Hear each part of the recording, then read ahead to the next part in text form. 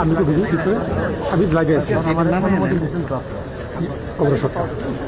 এখান থেকে যা পাচ্ছেন না এই যে পাওয়া যাচ্ছে না আমাকে একটু ঢুকতে দেন সামনে যাওয়া পাচ্ছি না তো কিছু